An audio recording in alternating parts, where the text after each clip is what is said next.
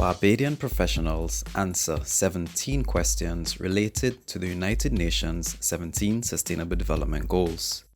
These case studies reinforce the notion that sustainable buildings represent a viable and increasingly attractive alternative to conventional buildings.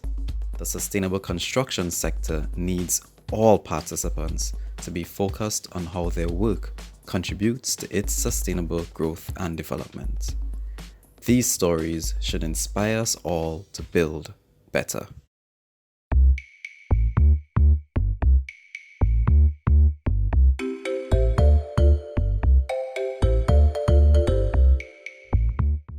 We use lots of LED lights wherever we could. We use LED lights to conserve energy. You'll see in one of the images there, the LED lights going down the corridor. We needed to illuminate the sign at night, and we really wanted it to pop and also look very well designed while also letting people know what the building was. And we used an LED light for that as well, which gave us the required lumens to really make the sign pop. So that was another way that we were able to use it. To reduce our energy output, we had sensors in the bathrooms.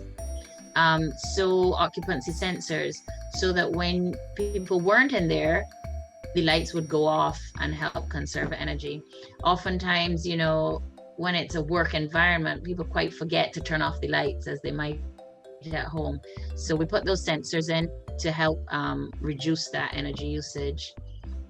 We also used on one of the exterior images, you'll see sun shading devices that we used, which were able to reduce the heat gain onto the glazing, and hence reduce the energy output needed by the AC, which was a chilled water system, to cool the environment. So that was able to reduce it as well and keep our energy use down as much as possible. As far as the energy efficiency, we've used a lot, in fact, 100% of our lighting fixtures, both interior and exterior, are LED fixtures. And going back to an earlier question about measuring and dashboards, what came out of this was, and this is a very important point, in that the client in the first 2 to 3 months of possessing the building recorded a significant drop in their energy bill as far as lighting and air conditioning goes. But here's where it gets interesting.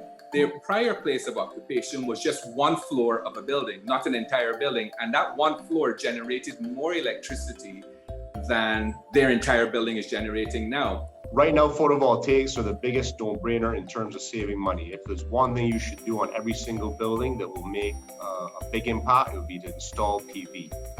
The price of them has dropped hugely in the last 5 to 10 years. So I've been doing it for about 8 years now, and they're more competitive than ever. So whether you do it on your roof, whether you do it on carports like we have done so people can park under them and their cars are shaded. And also the financing institutions have come around a lot more to understanding it, which helps. So again, 5, 6, 7 years ago where you weren't able to get debt financing for PV projects, now it's much easier. So the market has moved in a positive direction in that respect.